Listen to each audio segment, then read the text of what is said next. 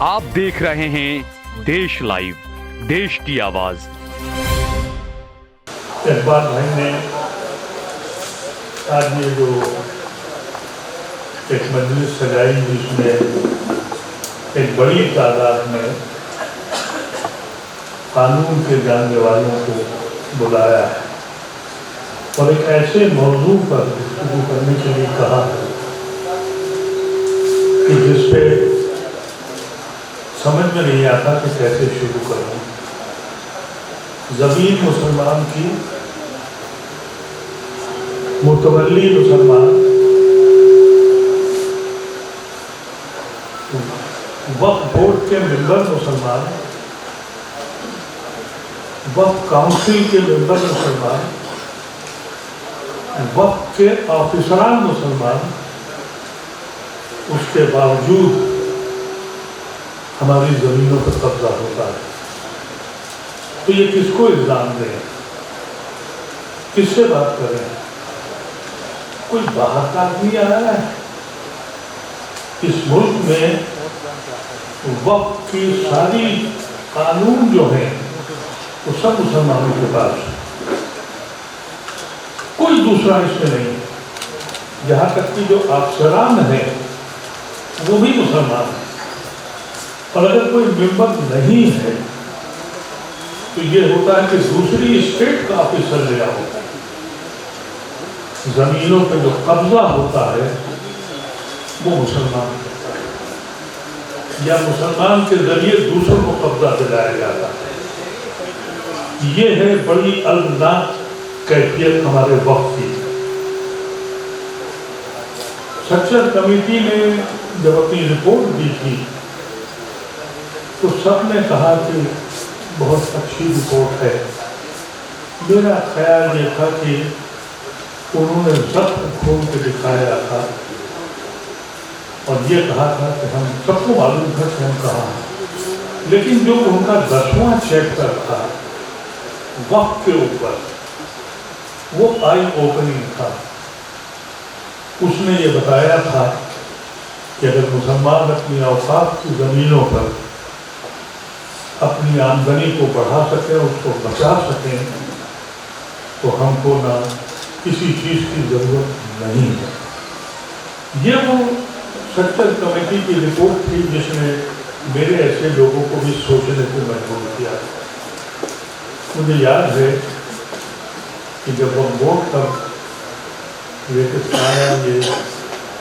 بل آیا لوک سبھا میں، تو سرکاری لوگ جس طرح سے بناتے ہیں کہ 1995 کے ایکٹ میں کچھ بھی پیراگراف بڑھا دیے، کچھ ہٹا دیے، لیکن جب وہ راج سبھا میں آیا، رحمان بھائی ہم سب لوگوں نے اس کی شدید مخالفت کری، کیونکہ وہ بغیر ہمارے کچھ بنایا گیا۔ میں نے کچھ کام کیے ہوں یا نہ کیے ہوں، لیکن وقت کے اس بل کو واپس کرایا اور سلیکٹ کمیٹی میں بھیجا۔ سلیکٹ کمیٹی میں 100 صاحب ہمارے چیئرمین بنے اور سارے جتنے بھی لوگ اس سے متعلق تھے ان سب کی رائے لی گئی، اور جب وہ رپورٹ تیار ہوئی تو خوش نصیبی سے رحمان بھائی کو یہ منترالیہ مل گیا۔ رحمان بھائی وقت پہ ایک زمانے سے کام کرتے تھے اور سلیکٹ کمیٹی میں بھی یہ آتے تھے، جبکہ یہ ممبر نہیں تھے۔ ہم لوگ اس کمیٹی میں رحمان بھائی کو بلاتے تھے اور یہ مشورے دیتے تھے۔ قانون میں کمی کوئی نہیں تھی۔ ایک چیز کا صدمہ ہے جو حکومت نے ہمارے ساتھ دھوکہ کیا ہے۔ ہم نے صرف یہ کہا تھا کہ ہمیں یہ بھی اختیار دیں کہ ہم ان زمینوں کو اس کی ہماری حیثیت ہو کہ ہم ان کو نکال سکیں۔ اس وقت کی حکومت نے ہم سے کہا یہ لا کے ساتھ ایک بل آئے گا، اور میں نے بھی اس کو سند دے دی، لیکن کمیاں تو ضرور کہیں ہوں گی، لیکن بڑے خلوص کے ساتھ اس ایکٹ کو بنایا گیا تھا۔ افسوس یہ ہوتا ہے کہ वक्त की प्रॉपर्टियों का ये हाल क्यों हुआ है। मैंने इस पर बड़ा एनालिसिस किया कि आदमी अगर कोई किसी की जमीन को जब्त कर ले तो गुनहगार है, लेकिन कोई शख्स अल्लाह की जमीन पे कब्जा कर ले, उसको तस्वुर नहीं है कि ये जमीन जो आपने अपने वक्त की है वो अल्लाह की अमानत हो गई, आप उसके मालिक नहीं हैं, आप ट्रस्टी हैं। जब ये तस्वुर ही खत्म हो जाए, और इसका हाल इसलिए हुआ कि हमारी सियासी पार्टियों ने जब देखा कि उनका कोई खास आदमी इलेक्शन हार गया या टिकट नहीं मिला, तो उससे कहा कि जाओ वक्त के चेयरमैन हो जाओ। अब उसको इस बात का इल्म ही नहीं है कि ये अल्लाह की जायदाद है, खयानत है अल्लाह की जायदाद में। वो तो उस ओहदे पर लाल बत्ती मिल गई, पैसे मिल गए, और इस तरह से हमारी जायदादें बर्बाद हो गई। मैं जब गुड़गांव में शिफ्ट हुआ, कॉलेज से रिटायर हो गए, मेरा बेटा वहाँ कारोबार करता है तो मैं भी वहाँ चला गया। वहाँ जाकर देखा एक छोटा सा शहर था, 5-6 छोटी छोटी गांव की मस्जिदें थी, और जो वक्त की ज़मीनें थी उसके अतराफ में वो सब उठ गई। उस वक्त एक कानून ये भी था कि 11 महीने की लीज ले लो और फिर बैठ जाओ, तो कोई जगह नहीं मिली।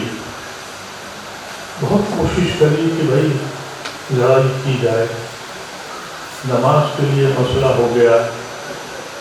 आज गुड़गांव में 4.5 लाख मुसलमान रहता है, नौकरी करता है, मजदूरी करता है, तिजारत करता है, और हज़ारों लोग दिल्ली और कतरात से आते हैं वहाँ तक नौकरी करने।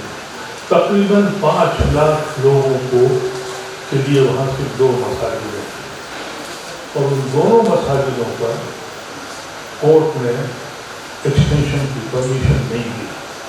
जो हमारी ज़मीनें हैं वो चली गई। आज 2.5 साल पहले एक हमको खबर लगी कि पालम बिहार एयरपोर्ट से मिला था, वहाँ एक बहुत बड़ी जायदाद जो ये लोग हार गए, अदालत ने कहा कि यहाँ तो कॉलोनी बन गई, आप इसके बदले में 2 एकड़ जमीन दे दीजिए। 2 साल से ऊपर हो गए हैं, हमारी वक्त वो जमीन भी आज तक नहीं रहती।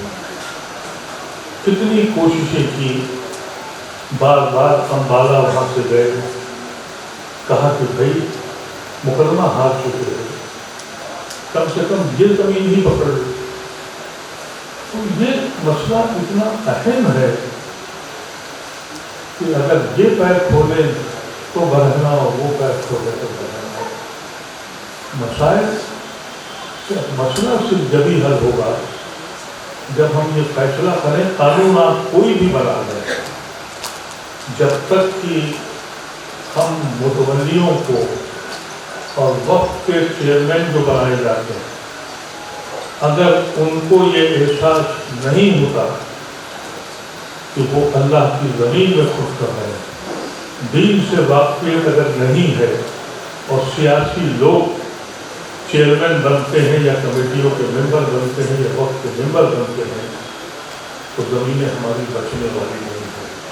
और ख़ासतौर से ऐसे दौर में जहाँ ये सोचा जा रहा है कि भाई अब सारी ज़मीनों पर कब्जा कर लिया है। अभी आपने देखा होगा दिल्ली में रोज़ या हर हफ्ते कोई न कोई मज़ार, कोई न कोई मस्जिद ये कह के छीनी जाती है कि यह BDA की मस्जिद है, ज़मीन है, या इसका सबूत लाइए।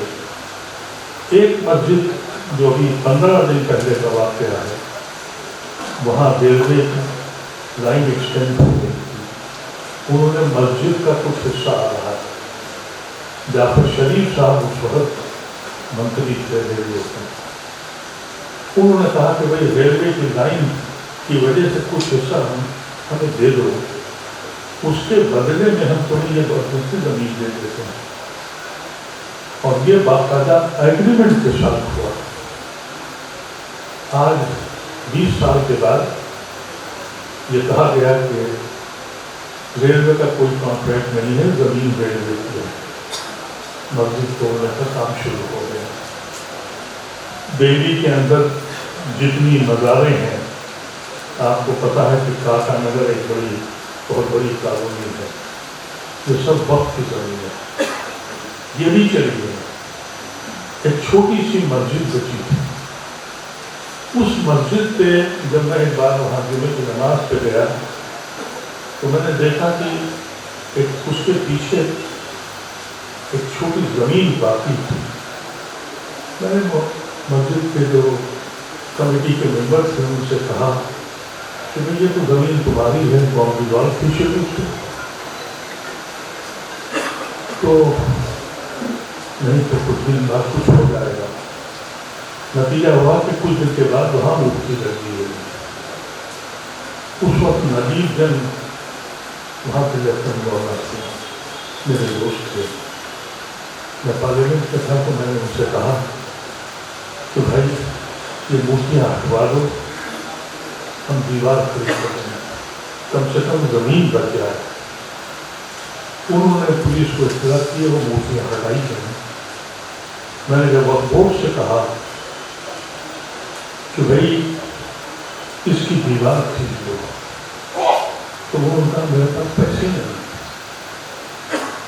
تو پھر میں نے فیصلہ کیا کہ میں دیوار اپنے پیسوں سے بنا دوں گا. اور میں نے وہ دیوار بنا کے اس زمین کو محفوظ کر دیا. لیکن کچھ دن کے بعد یہ خبر آئی کہ ادیب صاحب نے مسجد پہ قبضہ کر لیا. آج 6 سال ہو گئے میں اس مسجد کی طرف نہیں گیا. یہ ہمارے حالات ہیں. ہم کو اپنا فیصلہ کرنا پڑے گا، ہم کو خود سے سوچنا پڑے گا. اس بات کی بالکل سند ہونی چاہیے کہ جو وقف بورڈ کا ممبر بنے، وقف کاؤنسل کا ممبر بنے یا متولی ہو، اس کو خدا کا خوف ہو. اور اگر اسے خدا کا خوف نہیں ہے تو آپ کوئی قانون بنا لیجیے. آپ سب لوگ قانون داں ہیں، میں تو قانون جانتا نہیں ہوں. خدا صاحب نے آپ کو واقعات بتائے ہیں کہ جس طریقے سے مسجدوں کے نیچے سے نہ جانے کیا کیا پرکٹ ہو رہا ہے، کچھ نہیں بچے گا ہمارے پاس. اب اس وقت سردست ضرورت اس بات کی ہے کہ ہم کو جتنے بھی وقلا ہیں وہ ذہن بیٹھ کے کریں. اور میں تو رحمان بھائی کا بہت احسان ہوں. وقت کے معاملے پر جتنی سنجیدگی اور جتنے عزم کے ساتھ انہوں نے یہ بل پاس کرایا تھا، میں آپ سے یقین کے ساتھ کہتا ہوں چند کنیاں ہوں گی حدبے ہو جاتی ہیں، لیکن جس خلوص و محبت کے ساتھ اور جس اللہ کے خوف کے ساتھ ہم سب لوگ بیٹھے تھے کہ یہ قانون پاس کیا جائے، خاطر خاص کا رزلٹ نہیں مل رہا ہے. تو کمی تو کچھ ہم ہی میں ہے. میں سمجھتا ہوں آپ نے بڑا قدم اٹھایا ہوا. میں نے آپ کے بارے میں جب آپ کا فون آیا کہ آپ لوگ آ رہے ہیں اور تو اس وقت آپ نے جب رحمان بھائی کا نام دیا تو میں نے کہا وہ اس وقت ہندوستان میں اس قانون کے مطابق کو بنانے والے بل پاس کرانے والے لوگ، ان سے زیادہ نہ کسی کو تجربہ ہے اور نہ کسی کو اتنا ڈر ہے. ان کے پاس اتنے خاکے تھے کہ جب وقت کی زمینیں ملیں گی تو ہم کیا کیا بنائیں گے، ہم کیسے اسکول کھولیں گے، ہم کیسے اسپتال بنائیں گے، کیا کیا تصور لے کے ہم لوگ آئے تھے. ہم کچھ نہیں کر پائے. اس کی صرف وجہ یہ ہے کہ ہم نے کبھی اس کو سمجھا نہیں کہ اللہ کی جائیداد اور انسان کی جائیداد میں فرق ہے. میں سمجھتا ہوں आप जो कोशिश कर रहे हैं, हम लोग भी जहाँ से जहाँ तक हो सकता है गुड़गांव में हमने बहुत कोशिश की है और अभी भी कर रहे हैं। कुछ एक ग्रुप तैयार किया और वहाँ पर भी हमारे पास इतनी ज़मीनें हैं कि कम से कम हम एक मस्जिद और इस्लामिक सेंटर को बना सकते हैं। हमारे पास अभी मैं परसों एक गुरुद्वारे में गया था, मुझे सिख भाइयों ने बुलाया था, मैं हैरत में रह गया। वहाँ की सफाई और वहाँ की जो डेकोरेशन था और जो उसकी कैफियत थी वो बयान नहीं कर सकता। हमारी मसाजिदों का हाल क्या है? मेरे जहन में तो वो मसाजिदें हैं जो मैंने यूरोप में और अमेरिका में देखी, जो सबसे बेहतरीन और साफ सुथरी जगह है, वो वहाँ की मसाजिदें हैं जिसको इस्लामिक सेंटर के नाम से भी जानते हैं। मुझे यहाँ का नहीं मालूम है, लेकिन मैं यूपी के बारे में आपको बता सकता हूँ। जहाँ पर भी मस्जिद है वहाँ गंदगी का होना जरूरी है। जिस कौम को ये कहा गया हो कि सफाई अव्वल है, उन मस्जिदों में हालत ये है कि आप वहाँ जाते हैं तो आपके या तो पैजामे और कपड़े गंदे हो जाते हैं कि पूरा खाका तैयार करना पड़ेगा। मस्जिदें जो है वो सिर्फ मस्जिद नहीं रहनी चाहिए, हमको सबक लेना चाहिए। मदीने मुनव्वरा की मस्जिद भी थी, मदरसा भी था और पार्लियामेंट भी था।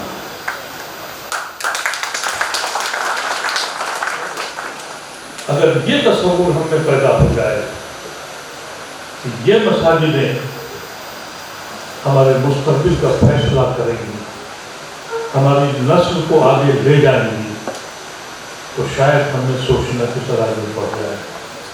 इन अल्फाज के साथ भाई अखबार का बहुत मशहूर मौजूद है कि मेरे ऐसे आदमी को आपने बुलाया, मुझे अच्छा लगा।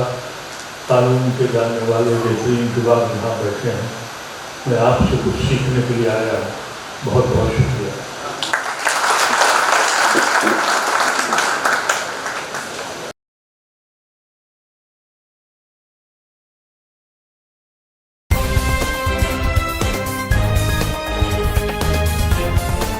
देश और दुनिया की तमाम छोटी और बड़ी खबरों के लिए हमारे चैनल को सब्सक्राइब करना न भूलें और बेल का बटन जरूर दबाएं।